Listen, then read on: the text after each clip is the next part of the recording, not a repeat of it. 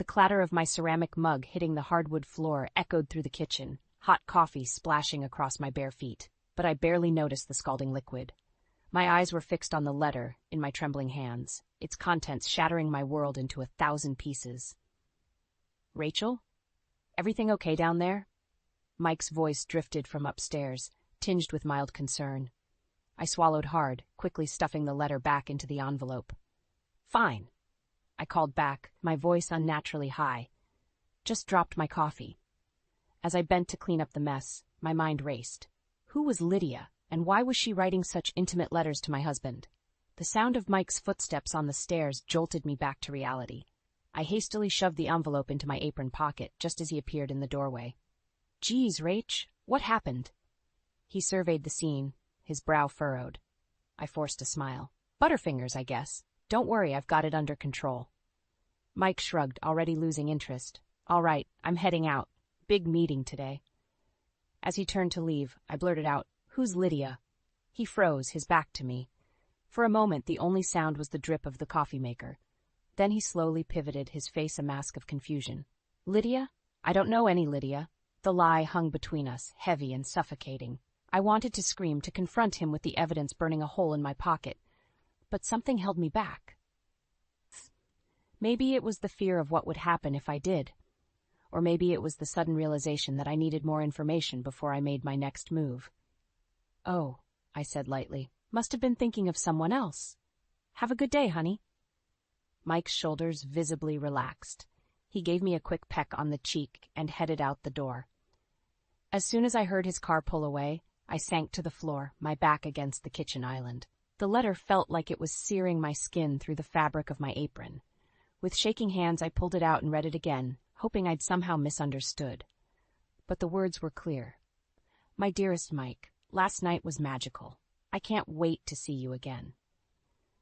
The rest of the letter was a blur of intimate details and future plans. Plans that didn't include me or our daughter, Amelia. The shrill ring of the phone startled me out of my daze. I scrambled to my feet, composing myself before answering. "Rachel, it's your mother-in-law." Mrs. Grant's crisp voice cut through the line. "I trust you remember the charity luncheon this afternoon?" I closed my eyes, suppressing a groan. "Of course, Mrs. Grant, wouldn't miss it." "Excellent, and do make sure Amelia is properly dressed this time. Last month's ensemble was questionable at best." I bit back a retort. "Yes, Mrs. Grant, we'll be there." As I hung up, a wave of rebellion washed over me. Why was I still jumping through hoops for this woman? Why was I pretending everything was fine when my world was crumbling around me? The ding of my laptop interrupted my spiraling thoughts. A notification from my online store, another sale of my handcrafted jewelry.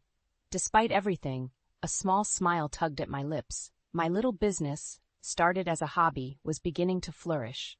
As I packaged up the order, an idea began to form. Maybe it was time to stop playing by everyone else's rules. Maybe it was time to take control of my own destiny. I glanced at the clock. The luncheon was in 2 hours. Just enough time to set my plan in motion. Picking up my phone, I dialed a number I'd sworn I'd never use. "Hello, is this divorce attorney Johnson's office? I'd like to schedule a consultation." As I hung up, a mix of fear and exhilaration coursed through me. The game was about to change, and this time, I was making the rules. The charity luncheon was in full swing, a sea of pastel suits and pearls. I smoothed down Amelia's dress, silently praying it would meet Mrs. Grant's exacting standards. "Rachel, darling." Mrs. Grant's voice cut through the chatter. "There you are. And Amelia, well, I suppose that dress will have to do." I bit my tongue, forcing a smile. "Hello, Mrs. Grant." Amelia picked it out herself. Mrs. Grant's lips tightened. Did she now? Well, perhaps it's time we had a talk about proper attire for young ladies. Before I could respond, she whisked Amelia away, leaving me alone in a crowd of Mike's relatives and business associates. I felt like a fish out of water, my mind still reeling from the morning's discovery. "Rachel!" a shrill voice called out. I turned to see Aunt Mildred waving me over. "Come, dear. We were just discussing the upcoming family reunion." I reluctantly joined the group, my stomach churning. Family reunion? This was the first I'd heard of it. "Oh yes," Aunt Mildred continued, oblivious to my discomfort. "It's going to be quite the affair, a week-long celebration of the Grant family legacy." "A week?" I I echoed, my voice weak. Mrs. Grant suddenly materialized beside me. Of course, dear. Didn't Mike tell you? It's been in the planning for months. I swallowed hard, anger bubbling up inside me. No, Mike hadn't told me, just like he hadn't told me about Lydia. I'm afraid we won't be able to make it, I heard myself say. The words hung in the air, heavy with defiance. Mrs. Grant's eyes narrowed. Nonsense. This is a family obligation. You and Amelia will be there. Actually, I said, my voice growing stronger, Amelia has a school project that week. It's very important for her grade. The lie tasted sweet on my tongue. For once, I was taking control. Mrs. Grant's face darkened. Rachel, I don't think you understand. This reunion is not optional. The entire family will be there, including the board members of Mike's company. Your absence would be noticed. The threat in her voice was clear. I opened my mouth to argue further, but a commotion across the room caught my attention. Amelia was standing by the dessert table, tears streaming down her face as she furiously wiped at a large stain on her dress. I rushed over, my heart pounding. Amelia, sweetie, what happened? I'm sorry, Mom, she sobbed. I didn't mean to. The punch just spilled and... It's okay, honey, I soothed, grabbing napkins to dab at the stain. Accidents happen. Mrs. Grant's voice cut through the moment. Well, I suppose this is what happens when children aren't properly taught etiquette. I whirled around, my patience finally snapping. That's enough. Amelia is a child, not one of your society puppets. She doesn't need your criticism or your outdated rules. The room fell silent, all eyes on us. Mrs. Grant's face turned an alarming shade of red. How dare you speak to me like that, she hissed. After everything we've done for you. Done for me?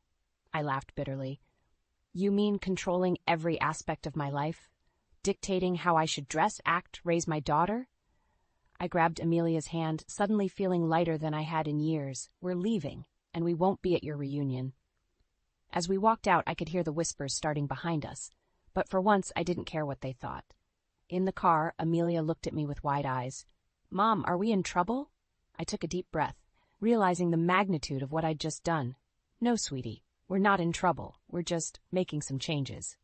As I drove home, my phone buzzed incessantly. Texts from Mike, voicemails from Mrs. Grant. I ignored them all. Instead, I focused on the road ahead, my mind racing with possibilities. It was time to start living life on my own terms. And the first step? Finding out exactly who this Lydia was. The days following the charity luncheon were a whirlwind of tense silence and barely concealed hostility.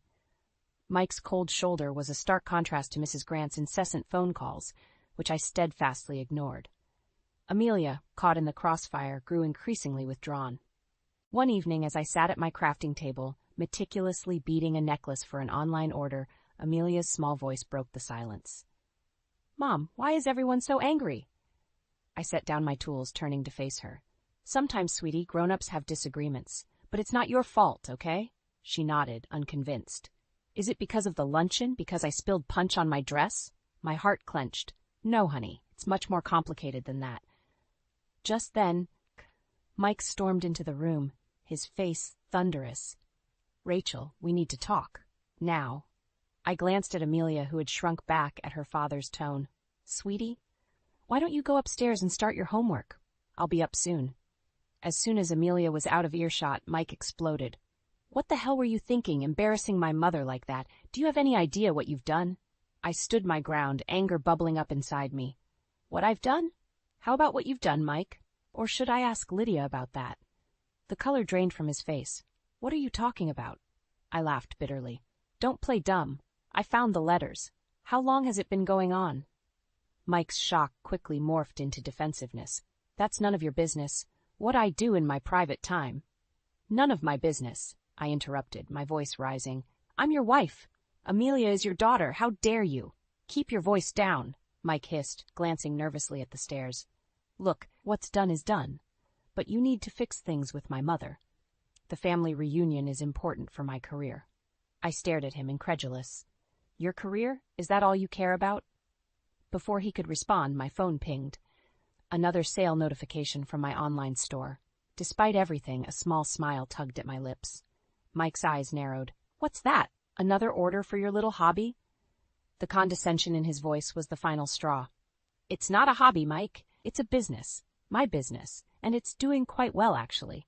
He scoffed. please, those trinkets you make? That's not a real job. Something inside me snapped. No? Well, this hobby of mine made more last month than your precious job did. The shock on Mike's face was almost comical. What? That's impossible. I pulled out my phone, showing him the sales figures. His eyes widened in disbelief. I don't need your money anymore, Mike, and I certainly don't need your mother's approval. Just then, Amelia's voice floated down from upstairs.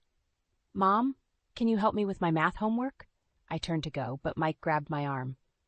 This conversation isn't over, Rachel. You can't just walk away from your family obligations. I wrenched my arm free. Watch me. As I climbed the stairs, my mind was racing. I knew this was far from over. Mrs. Grant wouldn't let go without a fight, and Mike, well, Mike had made his priorities clear.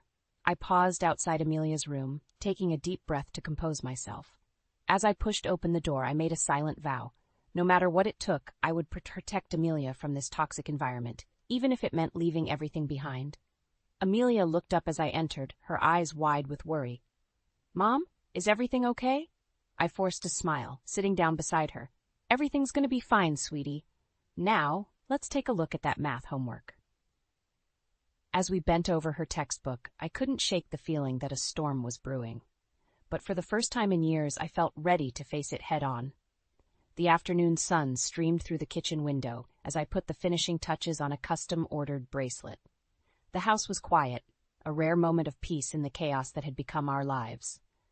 I glanced at the clock, realizing Amelia would be home from school soon.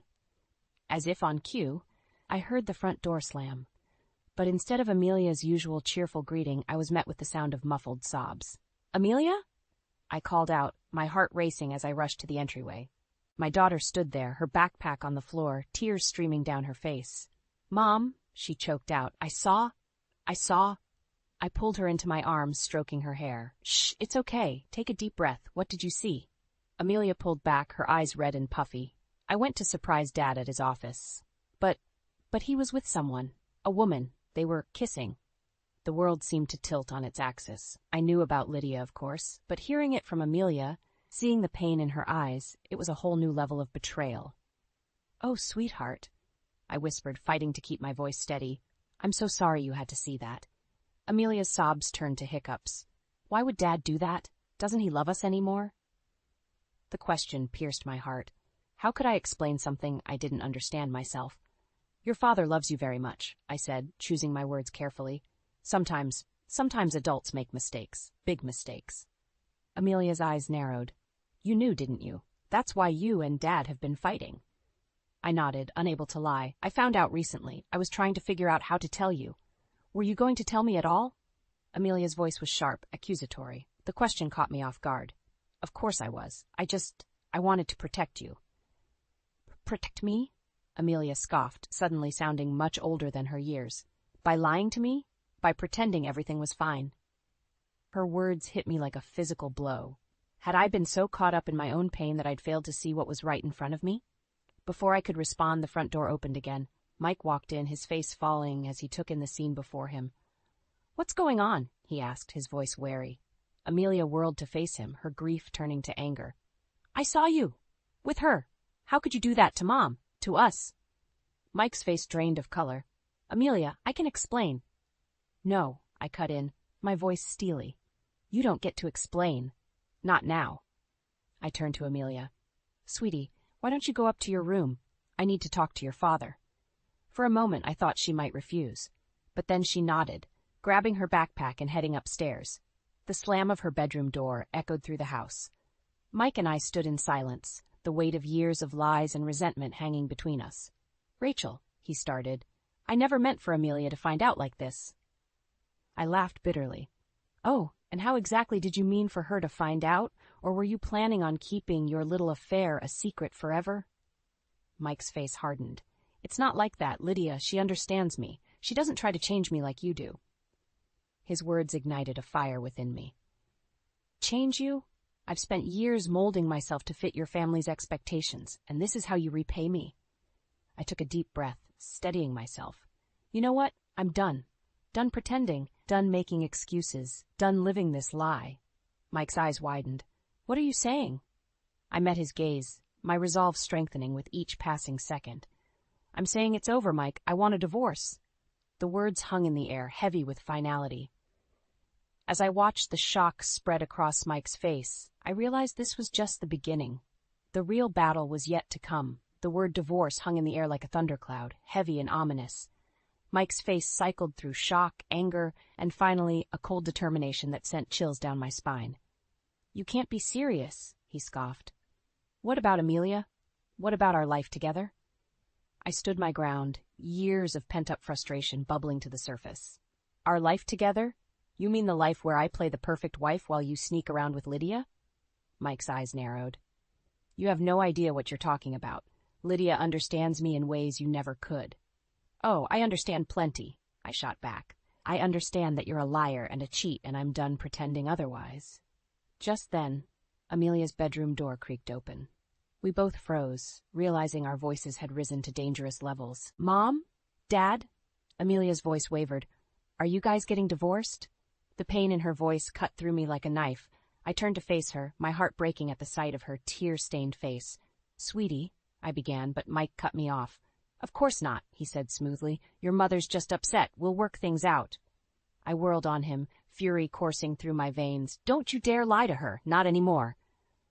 Turning back to Amelia, I took a deep breath. "Honey, I don't know what's going to happen, but I promise you, no matter what, I'll always be here for you." Mike's phone buzzed, breaking the tense silence. He glanced at it, his face paling. "I have to go," he muttered, heading for the door. "Let me guess," I called after him. "Lydia needs you." The slam of the front door was his only response. Amelia collapsed into my arms, her body shaking with sobs. As I held her, my mind raced. How had we gotten here? How could I protect her from the storm that was surely coming? The next morning, I woke to the insistent ringing of the doorbell. Groggily, I made my way downstairs, only to find Mrs. Grant on my doorstep, her face a mask of barely contained fury. "Rachel," she said, her voice dripping with disdain. "We need to talk." Before I could respond, she pushed past me into the house. "I've just had a very interesting conversation with Michael," she began, pacing the living room. "He tells me you're threatening divorce, over some ridiculous notion of infidelity, no less." I felt my anger rising again. "It's not a notion, Mrs. Grant. It's a fact, one that Amelia witnessed firsthand." Mrs. Grant waved her hand dismissively. "Children often misunderstand adult situations, and even if there was some indiscretion, surely you understand the importance of maintaining appearances?" I stared at her, incredulous. "Maintaining appearances? Is that all you care about?" "It's what you should care about," she snapped. "The Grant family name means something in this town. I won't have you dragging it through the mud over some petty marital spat." Something inside me snapped. "Petty? Your son has been cheating on me, lying to me, and you call it petty?" Mrs. Grant's eyes narrowed. "Listen carefully, Rachel. If you go through with this divorce, you'll lose everything. The house, your status, even Amelia. The Grants protect their own, and you're not one of us." Her words hit me like a physical blow. Could she really take Amelia from me? As if sensing my fear, Mrs. Grant pressed on. "Be sensible, dear. Let this foolishness go, and we can all move past it." I stood there, my mind reeling. The thought of losing Amelia was unbearable. But could I really go back to pretending? To living a lie? In that moment, I made my decision. Meeting Mrs. Grant's gaze, I spoke, my voice steady and clear. "Get out of my house." Mrs. Grant's eyes widened in shock. "Excuse me?" "You heard me," I said, my resolve strengthening with each word. "Get out, and tell Mike he can expect to hear from my lawyer."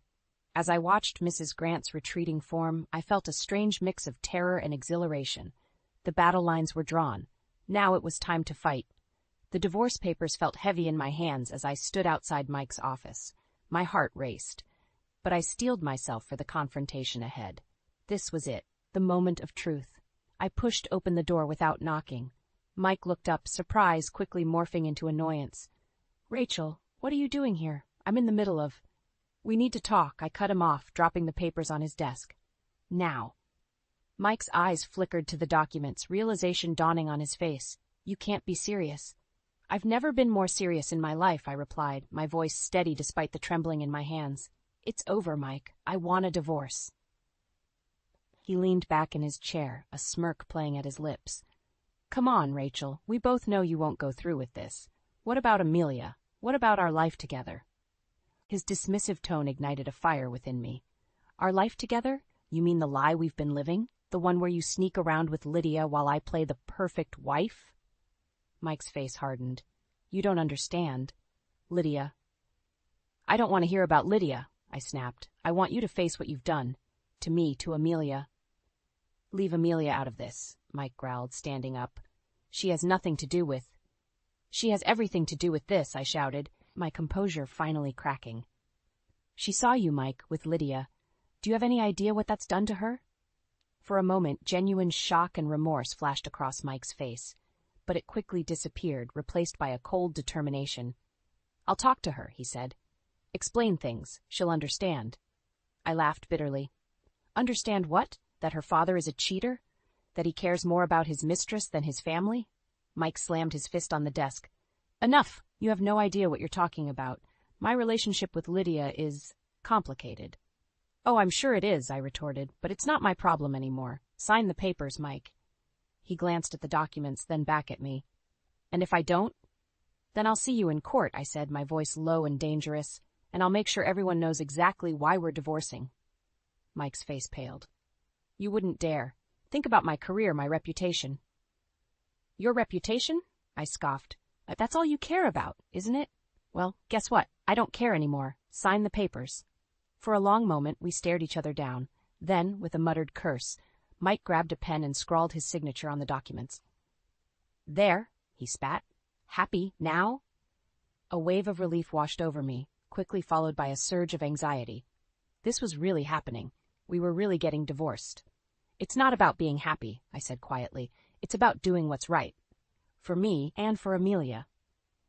As I turned to leave, Mike called out, You'll regret this, Rachel. You have no idea what you're up against. I paused at the door, looking back at him.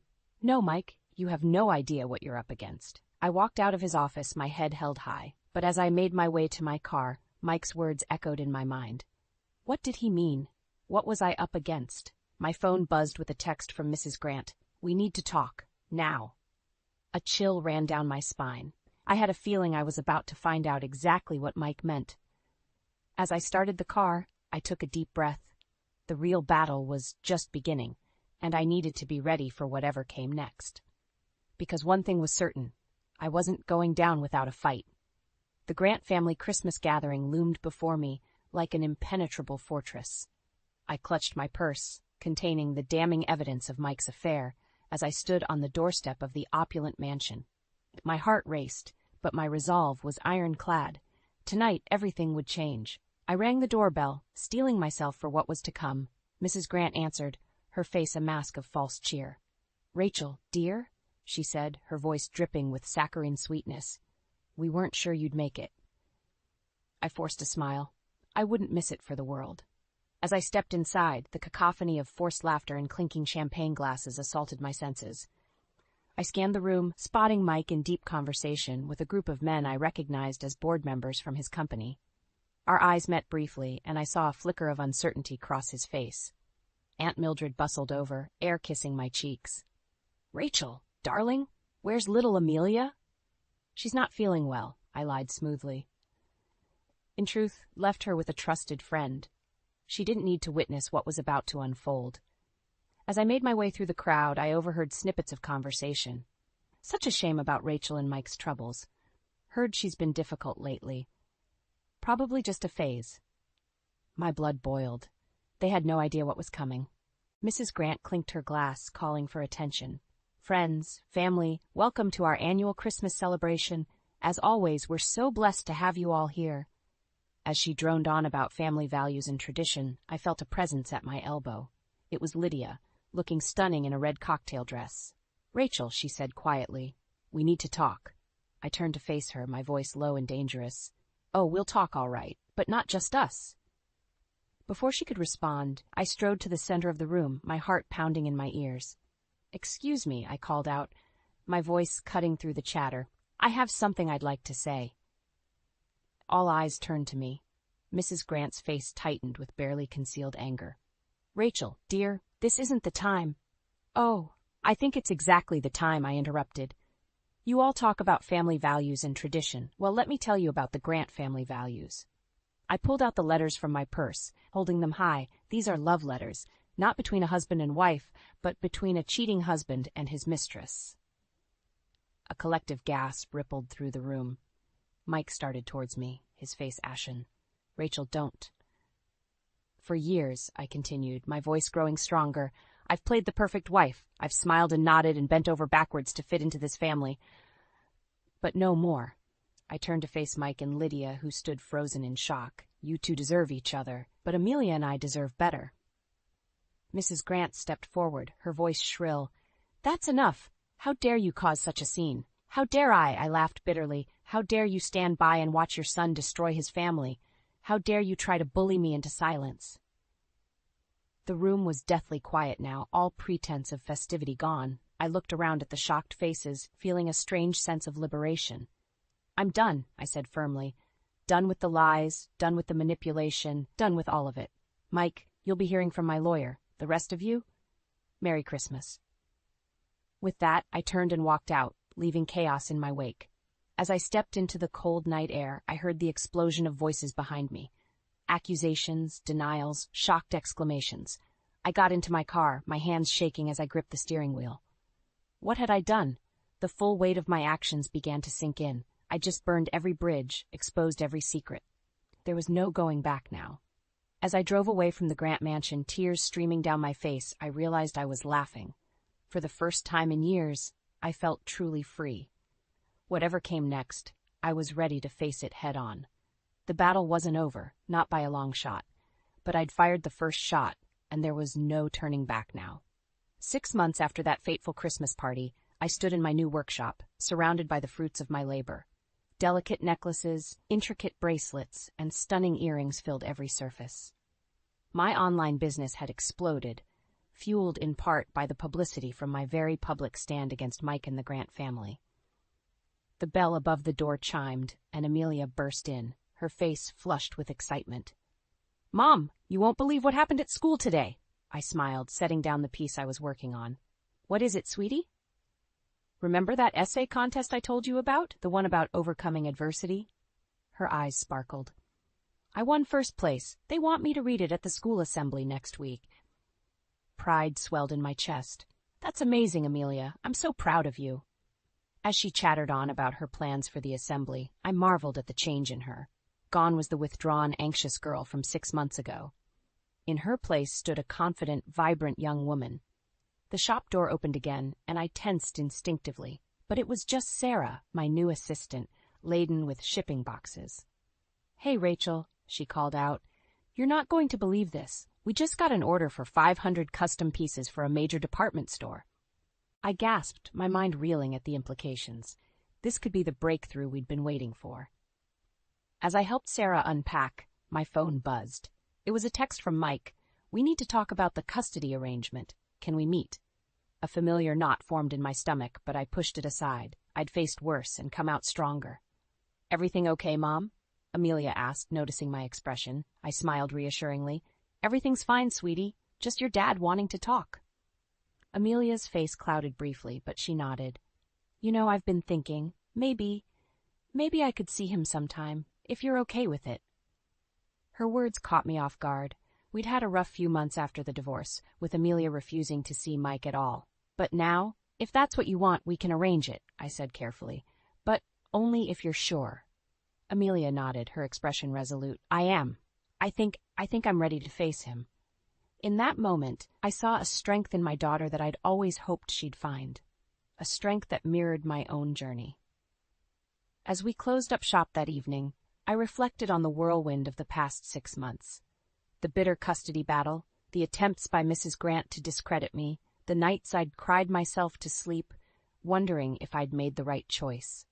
But looking at Amelia now, seeing the success of my business, feeling the love and support of true friends I'd made along the way, I knew I'd made the right decision. Later that night, as Amelia slept peacefully in her room, I sat on our small balcony gazing at the stars. My phone buzzed again, another text from Mike. This time I didn't hesitate. I typed out a response. "Yes, we can meet, but on my terms this time." As I hit send, a sense of calm washed over me.